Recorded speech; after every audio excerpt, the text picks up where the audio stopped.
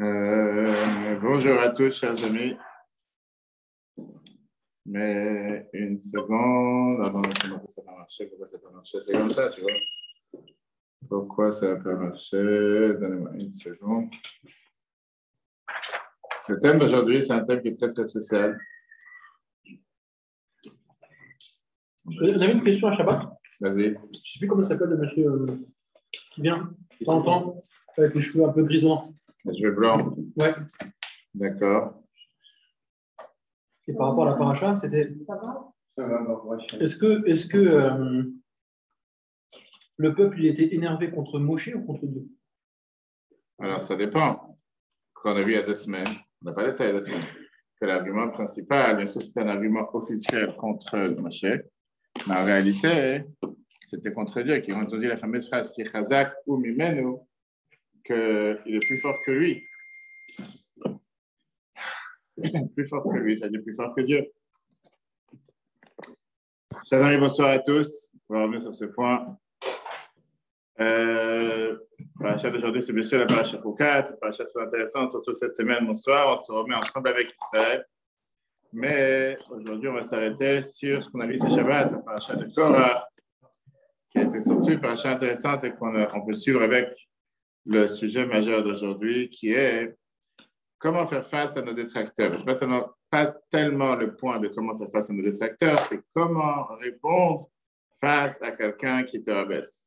Comment faire en sorte que quelqu'un qui te rabaisse, tu puisses faire face, tu puisses essayer de faire en sorte que la personne, tu sais quoi, te rabaisser, te dit une chose. La vie avance, la vie continue, comme on dit. Ce n'est pas si grave que ça. Et la vérité, c'est qu'il y a plusieurs approches à prendre. Et c'est ce qu'on va voir aujourd'hui par rapport à la paracha de cette semaine, ce qu'on a vu ce Shabbat, avec quoi on est en train de vivre, qui est-ce que vraiment c'est facile à pouvoir ne pas y faire face? Voilà ceux qui sont toujours à l'heure. Non, il n'y a pas de pardon. Vous devez donner les faits à tout le monde. Alors, si on va faire un tour de table rapide comme d'habitude. Non, c'est ça là qui est venu. Tout le monde a les feuilles? Dans les feuilles, tout le monde? Oui, exact. D'accord. Commençons toujours par ceux qui sont en majorité ici. Laurence, qu'est-ce que tu réponds à la question? Comment faire face? Oui. Comment? Non, je ne sais pas si c'est. Ou tu peux dire comment répondre. Est-ce qu'il faut répondre? C'est à toi de décider. Oui, il faut répondre. Il faut répondre, d'accord? Alors, vas-y, dis-moi. Qu'est-ce que tu réponds? Je me défends. Comment tu te défends? Quelqu'un qui te rabaisse juste pour te rabaisser. Gratuitement. Gratuitement. Très bien, il ne va pas bien. Est-ce que tu as changé quelque chose en disant qu'il ne va pas bien? Concrètement, qu'est-ce que tu fais? Il ne va pas bien. Certainement qu'il ne va pas bien. Si tu c'est qu'il ne va pas bien, j'ai compris. Alors, nous, alors, concrètement, je lui réponds. OK. Qu'est-ce que tu dis, toi? Vas-y, quand tu veux, tu réponds. Moi, si c'est d'ordre, s'il m'attaque par rapport à la Torah, je réponds. Qu'est-ce que ça veut dire t'attaques par rapport à la Torah? Quelqu'un te dit, je ne sais pas, qu'est-ce que tu es moche, qu'est-ce que tu es bizarre, qu'est-ce que tu es bête? Je me demande de mon Dieu. OK, passons à Jean Normaux. Et si réponds-toi. Quelqu'un qui te rabaisse pour te rabaisser, qu'est-ce que tu dis? Hein? Tout d'un coup, personne n'a quoi dire, c'est bizarre. Pour avoir tout le monde à quoi? Personne n'a quoi répondre. Comment faire face à quelqu'un qui est là pour te rabaisser? Qu'est-ce que tu veux défendre? Qu'est-ce que tu vas défendre? Qu'est-ce que tu vas répondre? Tu vas dans la rue, tu marches, quelqu'un te demande pourquoi tu es moche. Je ne sais pas. Alors, tu es moche, on va dire c'est sympa. Peut-être des gens, des fois, qui ne peuvent pas supporter ta réussite. Tu ne peux pas supporter ce que tu fais dans la vie. Oui. Tu ne peux pas supporter que tu fais telle ou telle chose. Et qu'au lieu d'essayer de vouloir faire comme toi, ils vont essayer de te rabaisser. Ils vont essayer de te rendre petit. Ils vont essayer de se moquer de toi. Alors, tout d'un coup, on ne fait plus rien. Hein? C'est le fuir, ces gens-là qui te. Faut le fuir. Faut les fuir. Faut le fuir. Donc, il n'y a pas d'autre. Faut pas fréquenter ces gens-là. Pas fréquenter ces gens-là. Ouais. Facile à dire. Ah, on attendait les personnes intelligentes. Vas-y. Qu'est-ce que. Exactement, parce que pour l'instant, non, Laurent, ça ne devrait pas aller. Comment ça va, bonsoir? Qu'est-ce que tu dis? Qu'est-ce que tu fais face aux personnes qui te rabaissent? Tiens, madame Hélène. Bonsoir. Tu as les feuilles derrière la feuille, tout le monde. Quelqu'un qui te rabaisse, quelqu'un qui essaie de un détracteur, quelqu'un qui essaie de se moquer de toi, qu'est-ce que tu fais? Comment tu réponds? Comment tu réagis? Et c'est pas juste se moquer juste en disant ah, tu t'es pas fait, tu t'es pas maquillé aujourd'hui. Non, des gens qui ne peuvent pas supporter que tu réussisses, ils ne peuvent pas supporter que tu aies une certaine réussite. Ils ont quelque chose, ils ont une dent contre toi.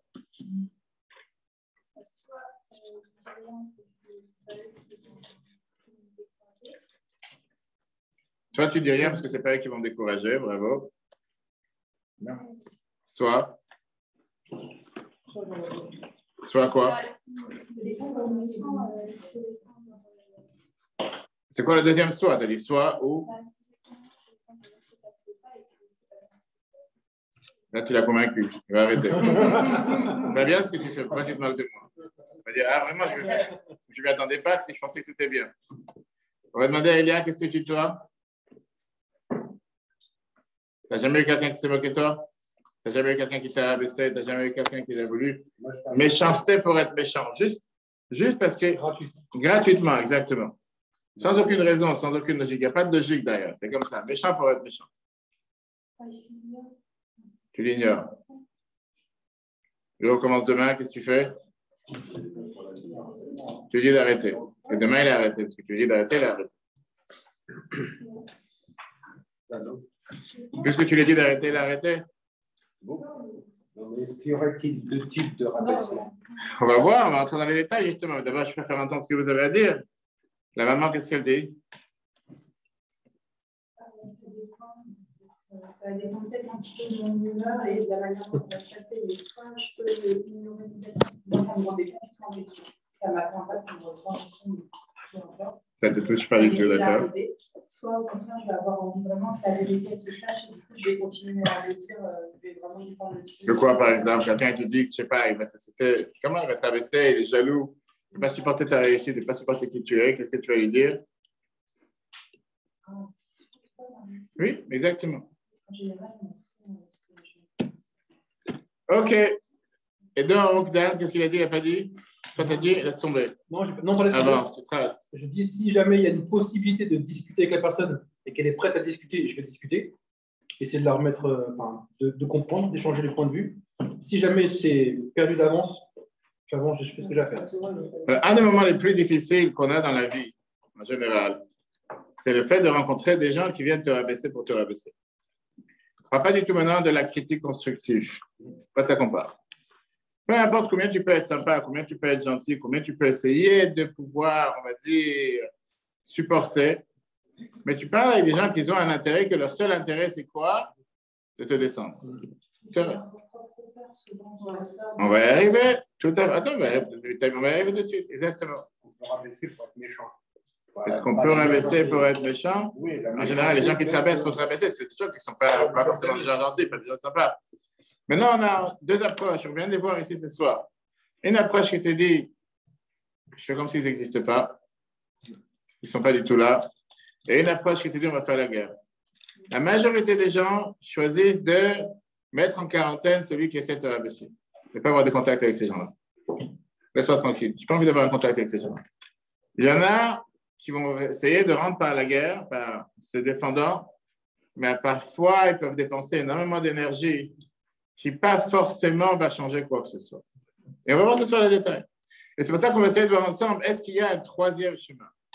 Est-ce qu'il y a une troisième approche? Ou bien non, c'est ou l'un ou l'autre. Il n'y a pas 36 000 approches à cette solution. Il n'y a pas 36 000 approches face à un tel problème. Et pourquoi je dis pas 36 000 approches? Parce que tu as des fois certaines personnes qui vont te dire, écoute, tu n'as pas ton temps, comme a dit Lorraine justement. Je pense que c'est un très bon conseil. C'est énormément riche, c'est énormément important de se dire, tu sais quoi, je ne vais pas commencer à perdre ma vie. Je ne vais pas commencer à perdre mon temps, je ne vais pas commencer à perdre mon énergie parce que ça ne sert à rien, c'est du temps perdu. Et tu as quelqu'un qui va dire, non, tu m'as dit, je te réponds. Qui c'est qui a dit ça tout à l'heure? C'est toi qui as dit ça, non? Et tu m'as dit, je te réponds, c'est toi qui as dit ça? Non? C'est Laurence qui a dit. Voilà bien, personne n'écoute. Personne n'écoute. Et moi, je réponds. Et moi, je parle avec Laurence. Personne n'écoute et je parle avec Laurence en privé. Est-ce qu'une fois, tu ne t'es pas dit, j'ai perdu de l'énergie, j'ai perdu d'effort, j'ai perdu mon temps, j'ai voulu prouver mon point, j'ai voulu dire que voilà, que la personne elle a tort, mais en fin de compte, est-ce que la personne elle a changé? La personne elle veut te voir le lendemain, elle te dit, tu sais quoi, Je n'ai pas réfléchi de cette manière. Le fait que tu me l'as expliqué, maintenant je comprends les choses différemment. Non. Alors pourquoi tu continues à le faire? Je l'ai fait, mais après, je me laissais tomber. Le premier lieu, j'ai fait la guerre et après, j'ai laissé. Quand tu t'es dit que ça ne sert à rien de faire la guerre, c'est du temps perdu. Ah bah oui, j'ai perdu. D'accord. Donc tu reviens du clan de ceux qui disent qu'il ne vaut mieux pas perdre son temps, il ne vaut mieux pas agir. Toi, tu n'as pas entendu, je sais, qu'est-ce que ça dit? Toi, d'abord, tu lui mets une claque, comme on dit, et après, tu commences à discuter. Non, il faut éviter la claque d'abord. Il faut éviter la claque. Des fois que la claque elle passe sans éviter. Il faut discuter. Le fait que vous disiez odeur abaissée. Encore une fois, quand tu parles de discuter, c'est discuter avec des gens sensés. Ouais, Discuter avec quelqu'un que tu peux éventuellement discuter. Et discuter avec quelqu'un que tu sais qu'il y a peut-être l'espoir, que tu peux éventuellement faire en sorte que la personne va comprendre quoi que ce soit. Malheureusement, majoritairement, quand tu as affaire avec ce type de personne qui est là pour te rabaisser, juste pour te rabaisser. Parce qu'il ne peut pas supporter ta réussite ou il ne peut pas supporter que tu existes. Le fait même que tu existes, ça le dérange. Est-ce que prendre du temps et de l'énergie pour parler à quelqu'un pareil, ce n'est pas du temps perdu? Regardons ce qui s'est passé cette semaine. On parlait cette semaine par rapport à Moshe, comment Moshe il a agi face à ses plus grands détracteurs. Ce qu'on appelle aujourd'hui des ennemis jurés. Des gens qui ont tout fait pour lui courir la vie. À chaque instant, la Torah le raconte et la Torah nous dit oh non, on ne se cache pas. La question, elle est comment se fait-il que Moshe, encore une fois, il va les voir? Comme s'il leur donne du pouvoir. Moshe savait très bien avec qui il a affaire. Il savait très bien qu'ils ne pourront pas supporter sa réussite. Surtout qu'on parle ici d'un combat, on parle ici d'une dispute qui dure des dizaines d'années. Et on voit que ça avance et ça avance. À quoi ça sert que Moshe prend du temps et il va essayer de les convaincre, il va essayer de leur parler, tu perds ton temps, ça ne sert à rien. Revenons dans les faits. La dispute de Korach, ça s'est passé avec le moment le plus important, on va dire, dans le règne ou dans comment on appelle ça, la leadership de Moshe. Le 9 av, on a vu ça la semaine dernière, les explorateurs rentrent, ils pleurent et ils décident qu'on ne peut pas rentrer, on ne pourra pas avancer.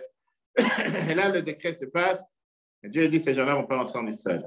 Ils ne rentreront pas en Israël et à la place, ils vont mourir dans le désert. Donc là, on est déjà dans une situation critique. Tout le monde n'est pas content. Et tout d'un coup, la Torah le dit, quand les gens ne réussissent pas à pouvoir atteindre leur objectif, les petits problèmes deviennent des gros problèmes. Korach, il s'est dit, maintenant je vais sauter sur l'occasion, qu'il y a eu l'histoire des explorateurs, que le peuple juif n'est pas content, qu'il y a eu les larmes, il y a eu les pleurs en vain. Maintenant, je vais enflammer le feu, qui en réalité, c'est un feu qui existe depuis tout le temps. C'est pas que je ne suis pas supporté aujourd'hui. Je ne suis pas supporté depuis toujours. Sauf que je n'ai jamais osé le dire à voix haute. Et aujourd'hui, je te dis parce que j'ai eu, comme on dit, une circonstance atténuante. Il y a une cause qui a fait que j'ai décidé que, maintenant je vais exploser. Ma vérité, ce n'est pas d'aujourd'hui. D'accord? Quel est son argument majeur? Officiellement, tout le monde est saint. Tout le monde est saint. Pourquoi tu vas venir maintenant t'élever? Pourquoi vous êtes mieux que les autres? Pourquoi vous êtes plus important que les autres?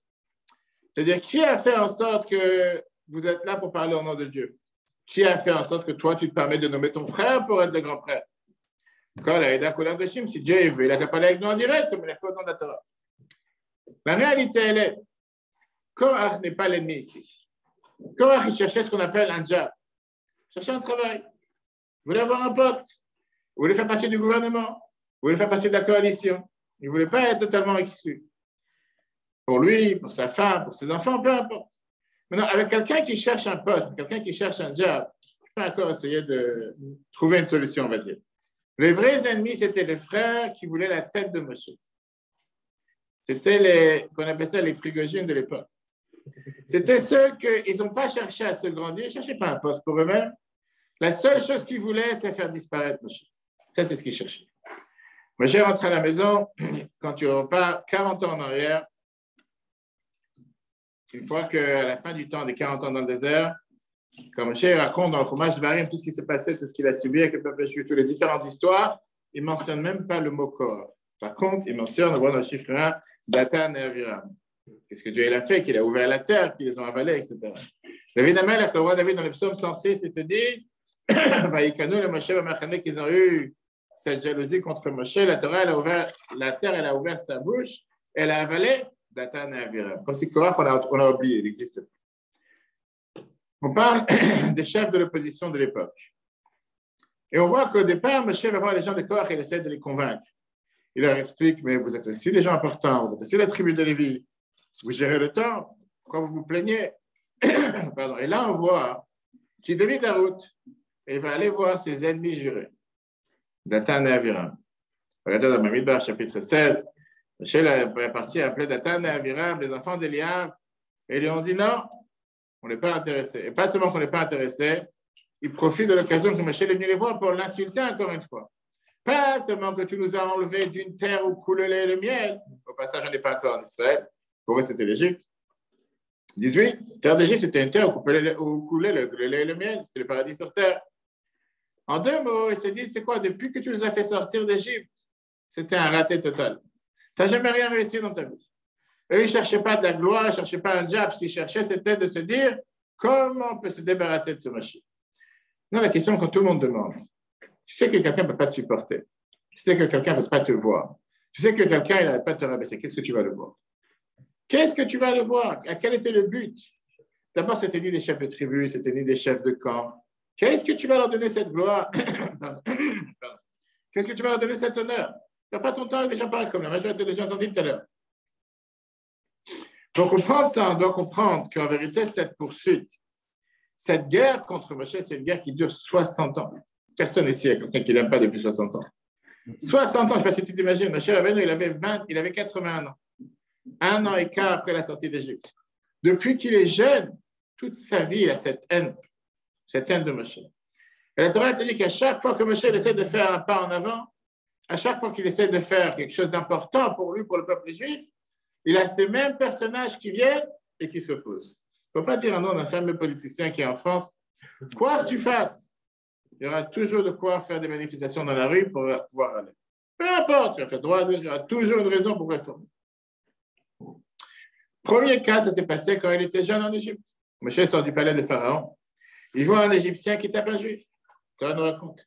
La Torah nous dit que Moshe regarde des deux côtés pour voir qu'il n'y a personne et il ensevelit l'Égyptien dans le sable. Le lendemain, il sort du palais, il voit deux Juifs qui se battent. Il essaie de les séparer et ils lui ont dit ah, il faut faire attention de toi parce que hier, tu as enseveli ou tu as exterminé ou tu as fait disparaître quelqu'un. Moshe s'est dit certainement les gens sont au courant, il y avait une caméra cachée, je ne me suis pas rendu compte, un pharaon rouge. Ces gens-là, ils ne s'arrêtent pas ici, ils vont maintenant rapporter à Pharaon que Moshe a tué un Égyptien. Pharaon décrète un décret de coupable de peine de mort sur Moshe. Moshe est obligé de s'enfuir d'Égypte pendant presque 60 ans pour pouvoir survivre. Qui étaient ces deux personnes? Rashi nous dit Datan et Aviram. Ils sont déjà à l'époque. Pas 60 ans depuis lesquels Moshe a dû s'enfuir à cause de ce personnage. Le peuple a souffert, mais il a souffert sous Pharaon. Moshe, Dieu lui a dit retourne en Égypte pour libérer le peuple juif. Et on voit que Dieu, il parle à Moshe dans le buisson ardent et il lui dit les gens qui veulent ta peau sont morts. Ils n'existent plus. C'est-à-dire, Dieu dit à Moshe, sache que les gens qui t'ont voulu du mal, je ne t'aurais pas renvoyé en Égypte s'ils auraient été encore là, ils auraient été présents. Pas 60 ans, et Dieu lui rappelle le danger qu'il a eu à l'époque. La Torah nous dit qu'ils ne sont pas vraiment morts. Mais la Torah nous dit qu'un pauvre est considéré comme un mort, puisqu'ils ont perdu leur bien. Ani chashuv kemet, ils sont toujours vivants. Passe une année de gloire où le peuple juif sort d'Égypte, il y avait les 10 plaies, traverser la mer Rouge, dans le désert, la manne qui tombe du ciel, bref, tous ces miracles qu'on a parlé cette fois, on peut voir sur Torah.fr. Et qu'est-ce qui se passe? Il décide, il ne faut pas le laisser comme ça fêter, il ne faut pas le laisser comme ça célébrer, il ne faut pas le laisser comme ça être heureux. Il faut gâcher la fête. Il faut tout faire pour que la fête ne soit pas la fête idéale, mais ça soit une fête qui va. Tu auras toujours quelqu'un qui va venir et piquer en disant non, ce n'est pas exactement comme tu t'imagines, tu n'as pas vraiment réussi. Ok, bonsoir. Et donc, tu avais tout le temps qui était réellement, tout le temps était. Elle a une feuille, au moins qu'elle a une feuille, qu'elle dit ça qu'elle a. Maintenant, tout le monde était vraiment, on va dire, émerveillé, tout le monde était époustouflé de ce merveilleux personnage que Moshe, qu'est-ce qui vient de se passer en un an. C'est pas en 10 ans ni en 20 ans, en un an de ce qui s'est passé. Et tu as toujours la personne qui doit venir et gâcher la fête en disant non, mais il y a quelque chose qui ne va pas, quelque chose qui n'y est pas. Pourquoi? Parce que le fait qu'il y a un Moshe d'un côté, il faut qu'il y ait un opposant de l'autre. J'ai dit alors qu'on va comprendre ce soir, pas seulement quelque chose de richissime, que si quelqu'un il le comprend dans la vie de tous les jours, il peut surmonter tous les obstacles.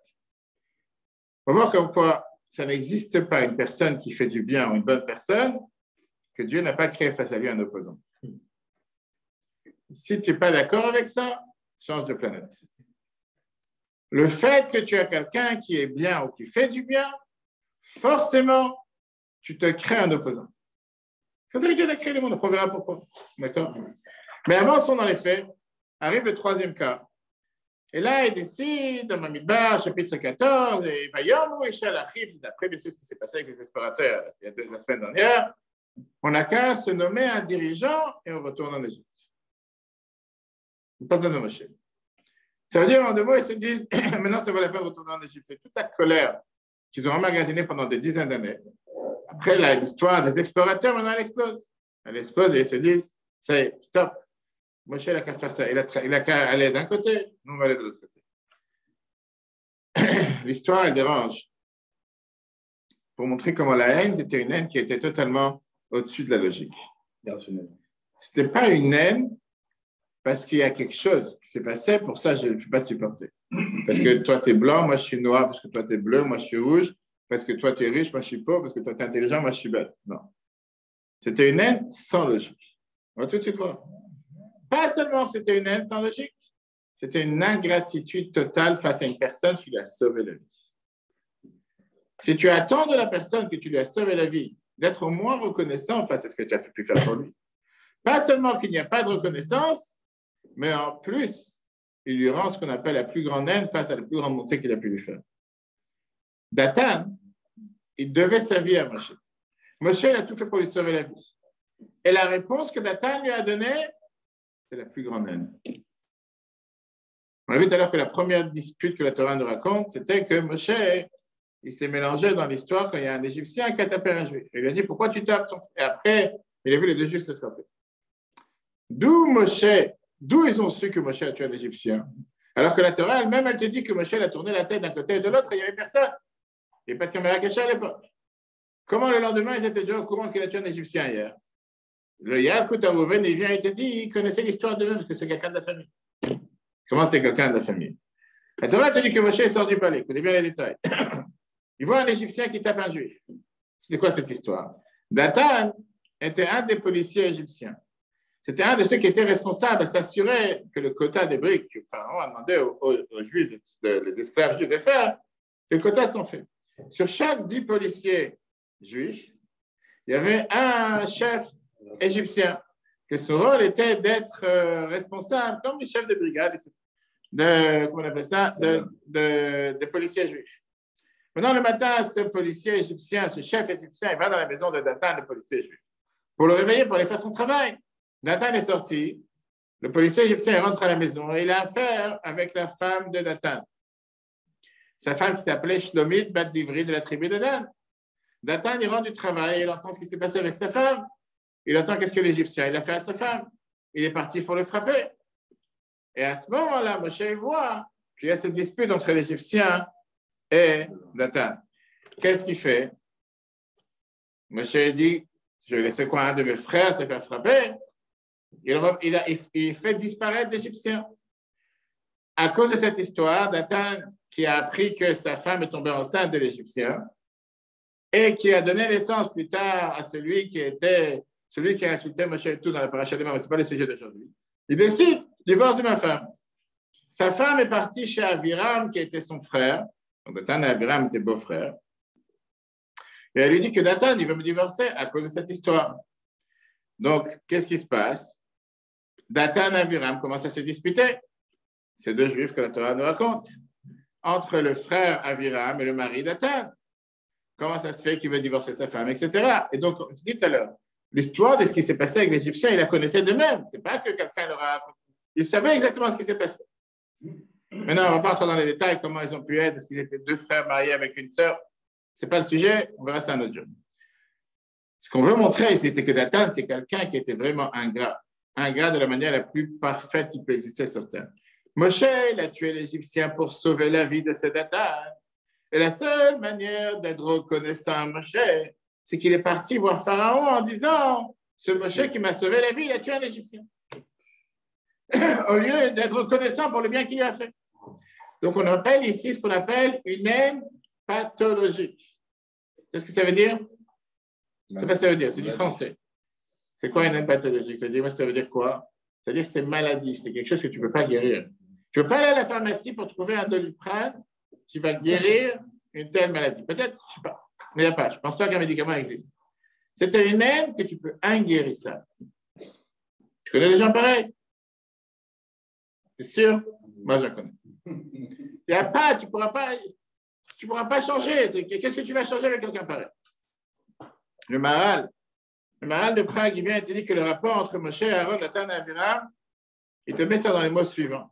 Chaque personne sur terre a quelqu'un face à lui qui veut le faire tomber. Pourquoi? Parce que Dieu, il a créé ce qu'on appelle le libre arbitre. Et Dieu, il a voulu avoir cet équilibre entre le bien et le mal. Et donc, quand tu as quelqu'un du niveau de Moshe et Aaron, Dieu, il a choisi 2 frères, Nathan et Aviram, ou beaux-frères, peu importe, qui sont avec un tel pouvoir que leur rôle, c'est de raffaiblir, de rendre faible la gouvernance de Moshe et Aaron. Et au final, ce que tu as fait vite, pas parce que Dieu sait que t'a dit qu'il va se passer quelque chose que ça veut dire que tu dois le faire. Il te laisse le choix si tu veux le faire ou pas. Ce qu'on apprend de cette phrase qui est énorme, c'est qu'il n'y a pas une personne sur terre qui a une vie facile. Chacun, il a quelque chose devant lequel il doit se battre, ou devant lequel il doit faire face. Maintenant, imagine-toi une chose, après 60 ans, ce n'est pas un an, 2, ce n'est pas un jour, 2, c'est 60 ans, c'est quand même énorme, c'est beaucoup. Moshe, il essaie d'aller les voir, il essaie de commencer à parler avec eux. Comment ça va, Paloma, à vous? Tu veux un café? Tu veux un café ou un coussin, dis-moi? 2 cafés. Un digestif. On a bien dit un digestif, non? Allez, un digestif, exactement. Un digestif. On vient de commémorer la Youla du Rabbi, c'est Shabbat, juste avant Shabbat. Et on ne peut pas s'imaginer comment la notion et la leçon que Rabbi apprend de cette histoire, qui est tellement riche et qui reflète énormément la Rabbi, parce que malheureusement, dans sa vie, Rabbi, il y a eu aussi des gens qui n'ont pas pu supporter ce que Rabbi faisait pour l'amour du prochain, comme on regardait sur notre juif. Dans la paracha Shemot, on a dit tout à l'heure, on voit comment. Qu'est-ce que tu fais? C'est le premier secours? Quoi, tu vas aller. Il a amené un défibrillateur?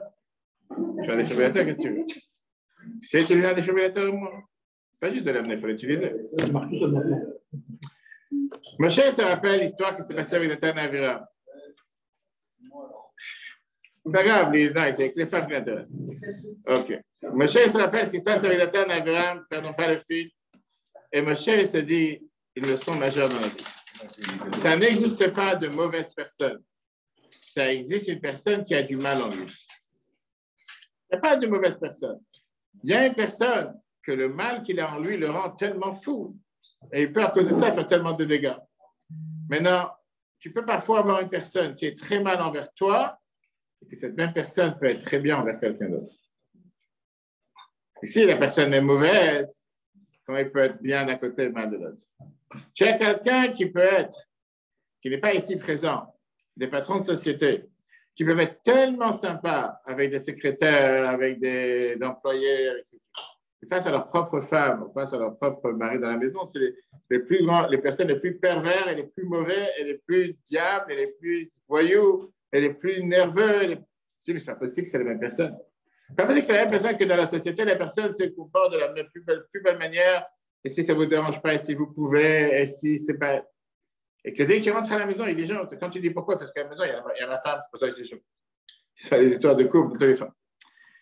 Maintenant, rappelons-nous encore une fois. Moshe est arrivé en Égypte pour commencer cette mission devant Pharaon. Qu'est-ce qui se passe à la place? Pharaon, pas seulement qui ne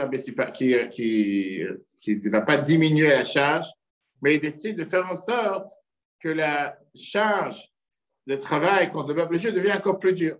Il appelle les policiers juifs et il leur dit un décret cruel qu'à partir d'aujourd'hui, ils devront préparer le foin pour les briques eux-mêmes et ils devront finir le quota de briques que j'ai demandé dans le même temps qu'il y avait avant quand on leur finissait les briques déjà toutes faites. Les policiers n'étaient pas capables de faire tellement de mal à ces ouvriers, à ces esclaves. Ils ont mis en danger leur vie, ils sont rentrés par effraction en bande organisée dans le palais de Pharaon. Et ils lui ont dit, la mata, c'est quoi la mata? Pourquoi tu fais comme ça? Pourquoi tu te comportes comme ça avec tes esclaves? Pharaon, il a répondu de manière cruelle, c'est des paresseux. Ils veulent avoir des vacances, il faut absolument ce que la Torah nous raconte. Et après, la Torah nous dit que ce groupe de personnes ont rencontré Moshe et Aaron. Et qu'est-ce qu'ils ont dit à Moshe et Aaron? Dans Shemot, chapitre 5, ils n'ont dit pas seulement que depuis que vous êtes venus, vous n'avez pas amélioré la situation, mais vous avez empiré la situation. Et qu'est-ce qu'ils ont dit? Que maintenant, Pharaon, il veut nous tuer. À la rigueur, ça aurait été beaucoup mieux que vous ne venez pas. Laisse-moi tranquille, tu étais venu, tu n'as pas arrangé la situation, tu l'as empiré. Qui étaient ces gens-là? Qui étaient ces policiers qui n'étaient pas capables de lever le fouet sur leurs esclaves et qui ont mis en danger leur vie pour aller voir Pharaon, l'idée de diminuer le quota? Rachid te dit, c'était quoi Nitzim Venitzavim? La Darim, page 64, te dit, Datan et Aviram. Ces gens-là qui ne pouvaient pas supporter la souffrance du peuple juif, de les voir souffrir, ils sont partis se battre contre Pharaon. Mais le Midrash Rabbah, chapitre 5 dans Shemot, te dit qu'en sortant de Pharaon, ils ont explosé contre Moshe et Aaron. Parmi ces policiers, il y avait aussi Datan et Aviram. Et là, Moshe s'est dit, je commence à comprendre la bipolarité de ces gens-là. D'un côté, ils sont prêts à mettre leur vie en danger, aller chez Pharaon alors qu'ils ne savent même pas s'ils vont ressortir vivants. Pourquoi? Pour défendre le peuple juif, pour défendre ces gens qui sont malheureusement aujourd'hui frappés pour rien, qui font souffrir en plus avec tout l'esclavage, mais là avec un niveau de cruauté encore beaucoup plus dur. Mais de l'autre côté, ils sont capables à la seconde qui sort du palais de Pharaon d'insulter qui? Moshe et Aaron qui sont venus les sauver. Est-ce que tout va bien dans ta tête? Est-ce que la même personne peut être capable, c'est comme on va dire les Allemands, que Dieu efface leur nom à l'époque nazie, qui étaient capables de jouer du Mozart dans la journée et défendre les droits des chiens, les droits des animaux, les droits des chats, et le même jour se vanter qu'ils ont gazé 12 000 personnes en train de jouer du Mozart ou autre chose. Et j'ai dit, mais ce n'est pas possible. Ce Shabbat, si Dieu veut, on va fêter la délivrance de prison de la vie précédente. J'ai raconté ça la semaine dernière dans un autre discours, une conférence que j'ai donnée, que quand on lit la Reshimat HaMaasar, la vie précédente, il a écrit dans ses mémoires tout ce qu'il a subi en prison. Ce n'est pas les prisons en cinéma. Je l'ai subi en prison dans le peuple communiste, les massacres, les coups, l'atrocité qu'il était là-bas pendant presque 3 semaines.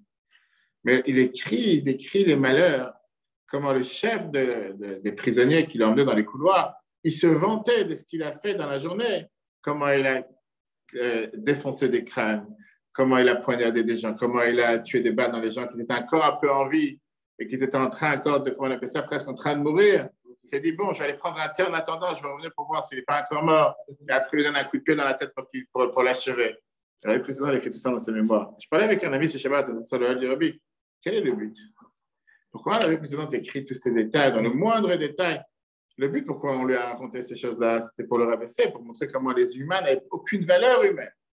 Mais ces mêmes personnes étaient capables de s'asseoir tranquille, de prendre un café, un thé, avec un ami et discuter, je ne sais pas, de Picasso, de Mozart. C'est exactement ce qui se passe ici. Tu as des gens qui rentrent chez Pharaon, qui sont prêts à tout faire pour risquer leur vie.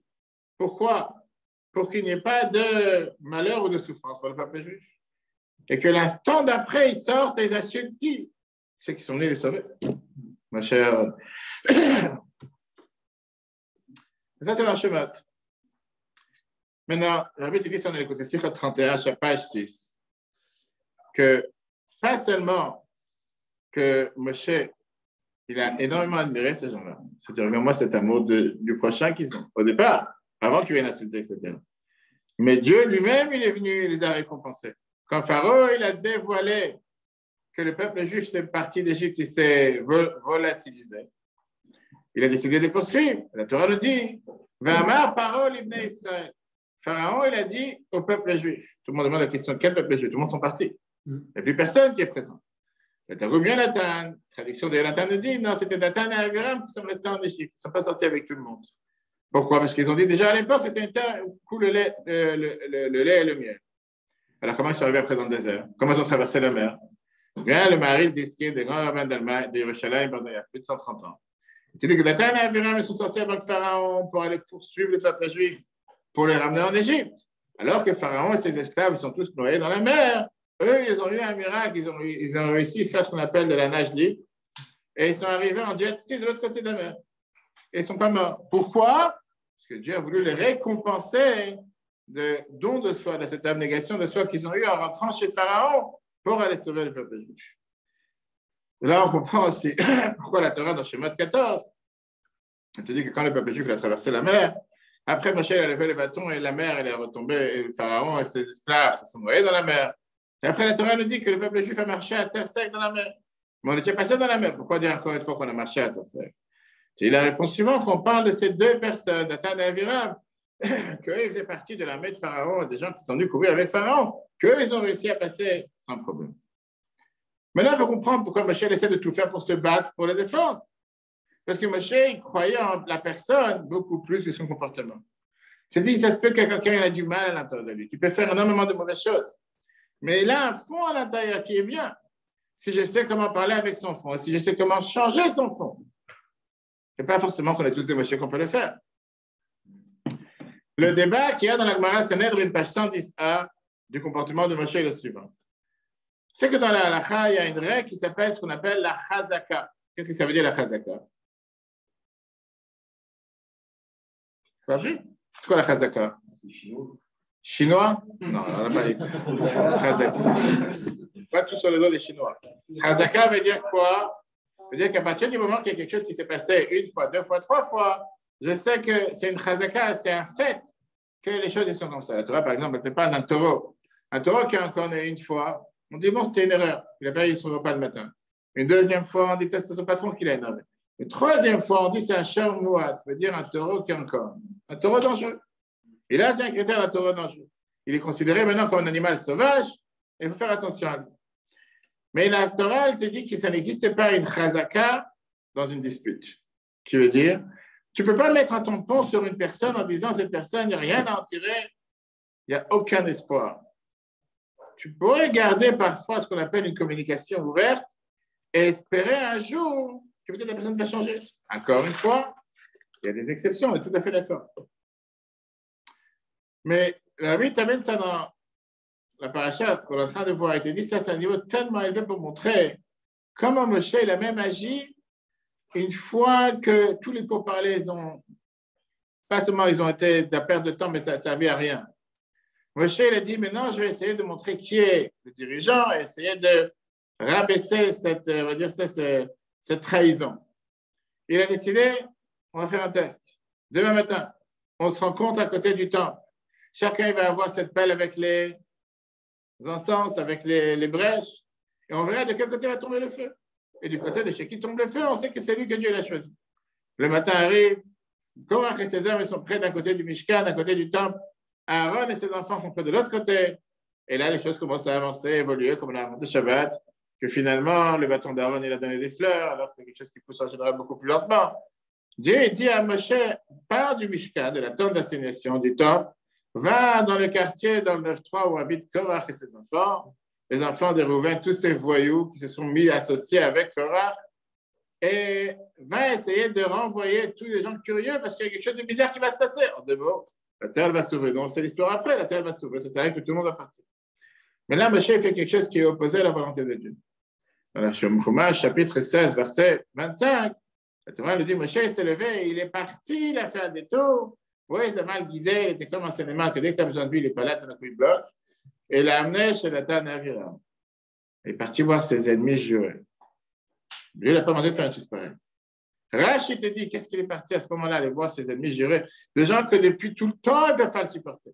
Rachid te dit, qu'à sa voix, chez Yeshua le Pami. Il s'est dit, tu sais quoi, je vais en réfléchir deux fois. Ça vaut la peine d'aller le voir encore une fois, la Dieu, tu sais quoi. Il y a un Dieu sur terre, c'est Dieu qui a dirigé, c'est Dieu qui a décidé qui doit être quoi. C'est moi qui ai décidé, moi, je n'ai rien choisi. C'est de faire parler. À la place de dire aux gens et au peuple, séparez-vous du Mishkan, d'où ils habitent Dathan, Aviram et tous ces méchants, comme Dieu l'a donné. Moshe est parti les voir, il est parti taper à la porte. Mais qui t'a donné la permission de faire le contraire de ce que Dieu t'a demandé? Dieu, il a dit qu'ils sont faits pour mourir, qu'ils n'ont pas survécu. Et il a demandé à tout le monde de s'écarter pour ne pas être puni avec Dathan, Aviram. Qui t'a donné la permission d'aller les voir pour leur dire, tu sais quoi, il te reste la dernière chance. Regrette, change. Rashi nous dit des choses qui sont apparemment incompréhensibles. Comme Moshe s'est levé, qu'à sa voix, il s'est imaginé peut-être qu'ils vont trouver grâce à ses yeux.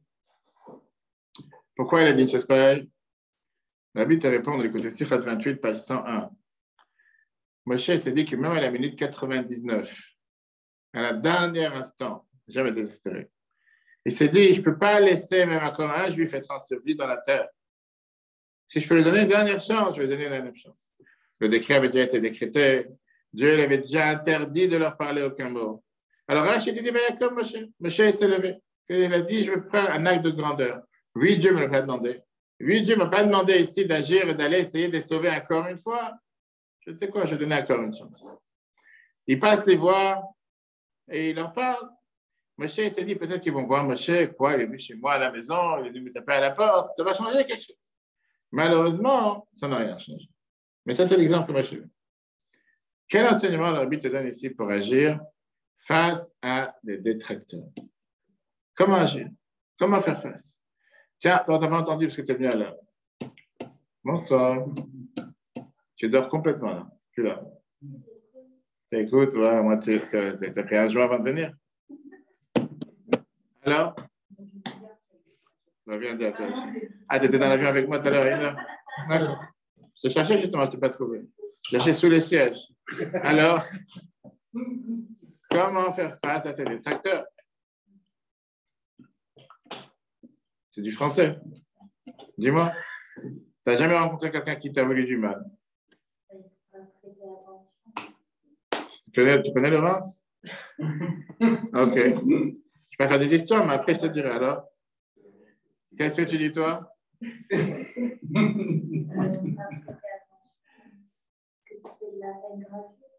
Et alors? Il n'y a pas de fondement, donc ça sert à rien de rentrer dans des explications, d'arguments. Pas d'entendre. Tu traces, tu avances. Quand tu étais sourd, muet, tu n'entends pas, tu n'as pas vu, tu avances. C'est ce que tu fais dans la vie de tous les jours. Non, je garde mon temps. Il y a des gens qui n'aiment pas de leur temps. Regarde, Laurent, c'est fait que ça matin jusqu'au soir. Alors, 3 points à l'arbitre d'ici. Écoutez bien. Comment faire face à quelqu'un qui essaie de te rabaisser? Premier point, premier abord, respire. Ne te précipite pas à répondre. Ne va pas te précipiter à rabaisser. La maladie du siècle aujourd'hui, avec tous ces WhatsApp, c'est que les gens ils se sentent dans l'obligation de répondre à l'instantané. Pas obligé de répondre. Pas obligé de répondre. D'accord. Ça va? Oui, ça. Je te dis, je l'ai fait ça tous les jours. Pas obligé de répondre à l'instantané. Tu peux attendre 1 heure, 1 jour, 2 jours. Qui a dit que tu dois répondre tout de suite? Les gens, en fait, tu ne réfléchis même pas. Qu'est-ce que tu vas répondre? Première des choses. Deuxièmement, la deuxième approche que Moshe il a pris, comme on l'a vu tout à l'heure, Moshe il a fait un bilan avec soi-même. C'est quoi? Est-ce que vraiment je cherche la vérité? Je ne cherche pas la vérité. Peut-être, vraiment, ils ont raison. Peut-être que je ne suis pas à ma place. Peut-être que ce n'est pas à moi de diriger. Mais Moshe ne l'a pas dit. Moshe l'a dit, on voit au début de ses paroles. La Torah nous dit dans le chapitre 16, verset 4, Moshe comme si il a écouté ce qui s'est passé. Il s'est dit, on essaie de comprendre qu'est-ce qu'il a cherché, Moshe. Surtout que la Torah ne dit pas que Dieu est venu le voir, il lui a parlé sur rien. Alors, Achaim, il s'est dit, que puisqu'ils sont venus en disant pourquoi vous vous élevez, vous êtes orgueilleux sur toute la communauté, vous vous prenez pour qui vous a nommé? Alors, Moshe, il s'est dit, c'est quoi? C'est vrai, je suis rien. Vous avez raison. C'est pas à moi. Pas moi qui ai décidé. Il y a un Dieu sur terre. Laisse Dieu choisir. Si vraiment c'est votre argument et tu penses sincèrement, laissons Dieu faire le Rachid nous dit pourquoi il a attendu jusqu'au lendemain matin pour donner la possibilité de faire tchouva. Peut-être que la nuit porte conseil comme on. Mais Moshe a dit, vous savez quoi? Avec plaisir. Je n'ai pas besoin. Je n'ai pas besoin de ce travail. Je n'ai pas cherché cette mission. Vous pensez que c'est quelqu'un d'autre qui doit être? Laisse Dieu tester, laisse Dieu montrer. Si Dieu tient que c'est quelqu'un d'autre, ce sera quelqu'un d'autre. Qu'est-ce qu'il y a? Il n'a pas joué ici ce qu'on vient d'orgueilleux en disant avec moi, il n'y a personne d'autre. Je l'ai joué ici en disant il n'y a pas de souci, avec grand plaisir. Je parlais avec quelqu'un sur le El Shabbat. Il travaille beaucoup en Israël pour pas mal de dossiers et il a beaucoup de détracteurs. Moi, je lui disais de comment tu fais face. Il dit comment tu. C'est pas la de la semaine. Je dis comment tu réagis. Mais tu sais quoi, je vais te dire une chose. Sur toutes ces personnes qui sont venues me voir, il y a eu toute une histoire qui s'est passée il y a quelques mois. On ne va pas dans les détails. Et il me dit sur tous ces gens qui sont venus me voir, qui essayaient de me rabaisser, etc. J'essayais de leur parler en leur disant qu'est-ce que toi tu as fait dans la vie? Qu'est-ce que toi tu as fait comme effet? Est-ce que tu as osé te mouiller? Tu as osé agir? Par la force des choses, quelqu'un qui fait, on peut le critiquer. Qu'est-ce que tu as fait dans la vie? Ça fait 5, 10, 15, 20 ans, on se connaît. Où tu en es dans ta vie? Qu'est-ce que moi j'ai fait dans ces 20 ans? Tu viens ici rabaisser pour rabaisser. Dis-moi ce que tu as fait toi de mieux. Et c'est vrai que c'est une approche que parfois, la personne peut se dire, il n'y a pas de souci. Tu peux faire mieux, fais mieux. Il ne va pas juste rabaisser l'autre. Montre de quoi tu es capable. Et donc, la première approche que la Torah dit que Moshe, il a essayé de prendre ce qu'on appelle un pas en arrière. Et c'est vrai. Il y a une fameuse histoire avec l'Admour Azaken, une fois un juif qui était opposé à la chassidut à l'époque. Il est venu voir l'Admour Azaken et lui a dit: pourquoi vous prenez tellement d'honneur, tellement de gloire, vous êtes assis plus haut que tous les disciples, sur tout un podium, etc., en hauteur. L'Admour Azaken a dit qu'il a baissé la tête. Il a pensé quelques instants. Et après, il a répondu: parce que la tête est plus haut que le cœur. Ça, c'est la réponse qu'il a donnée. Mais au départ, on a demandé à son fils, l'Admour Emtsaï, pourquoi il devait réfléchir quelques instants avant de répondre. Il ne peut pas répondre réponse tout de suite. Il faut qu'il réfléchisse à savoir si la tête n'est pas sous les pieds. C'est la réponse, il la connaissait depuis le départ. L'Admour Azaken, il a répondu: c'est ce qu'il a fait Moshe Rabbeinu quand il a eu l'histoire de corps. Le Torah nous dit: va y parler à Panav. Moshe s'est dit: tu sais quoi? Peut-être tu as une bonne question. Peut-être tu as raison. Peut-être effectivement, ce n'est pas à moi, c'est à Dieu. Le troisième point que Rabbi nous donne, c'est de savoir réagir face au comportement de la personne et pas la personne lui-même. Shimon Peres, celui qui a entendu parler de lui, tu connais c'était Shimon Peres, tu as entendu parler? Ah, c'était un autre siècle, il y a 200 ans. En tout cas, c'était quelqu'un que ses approches sur la terre d'Israël, sur la sécurité, étaient 100% à l'opposé du Rabbi. C'est quelqu'un qui pensait qu'il fallait donner des territoires pour la paix, qu'ils ont malheureusement rendu de gauche avec force. Il est venu voir le Rabbi en train de danse privée. Et le Rabbi lui a dit: il y a écrit dans la danse privée. Ça que mon discours, que je dis comme quoi il ne faut pas lâcher 1 centimètre, que c'est une terre que tu as donnée au peuple juif, ce n'est pas une haine contre toi, c'est une haine contre tes idées. La personne, en tant que juif, je t'aime en tant que chaque juif, je dois aimer chaque juif. Mais tes idées, pour moi, c'est des idées que je ne peux pas les laisser, ils ne doivent pas être dites, qui mettent en danger la sécurité d'Israël. Et le Rabbi nous a montré ça quand on est, je dis, le lendemain de la gloire du Rabbi. Il n'y a pas mieux pour nous montrer comment le Rabbi te dit qu'un Rabbi, c'est quoi? C'est quelqu'un qui rappelle les gens ce qu'ils ont parfois oublié. Parce qu'on a l'habitude, par tendance, chacun d'entre nous, quand tu fréquentes des juifs non religieux, non pratiquants, qui n'ont pas forcément une éducation juive, et majoritairement, tu as pas mal des fois des gens qui vont juger la personne dans son aspect physique, son aspect superficiel, son aspect matériel. Il ne faut pas regarder la personne comment elle est au fond de lui-même. Il a une neshama. Un juif, il a une neshama, même si dans ses faits, il ne fait pas forcément ce qu'il doit faire, mais il a cette neshama à l'intérieur. Et ça, c'est à la force d'un rabbi qui est l'acronyme de Rosh Bnei Israël, qui est la tête du peuple juif, qui sait regarder les choses pas de manière extérieure, mais de manière intérieure. Pas regarder quelqu'un pour ce qu'il est, mais regarder pour ce qu'il peut être, ce qu'il peut devenir. Et il a cette neshama à l'intérieur de lui. Alors, encore une fois, on n'est pas tous des rabbis.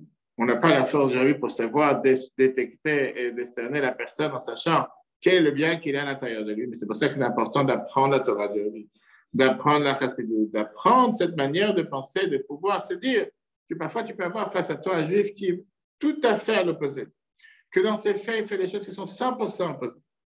Mais dans le fond de lui-même, il a un fond que si jamais tu réussis à toucher son fond, tu pourras faire en sorte que les faits ils vont aussi changer. Revenons à la paracha de cette semaine, quand au final, Melaël, Elia et tous les autres, il y a quelqu'un qui va vouloir rabaisser pour rabaisser une des réponses majeures que l'Arabie donnait à des centaines de reprises, perds pas ton temps avec des débats.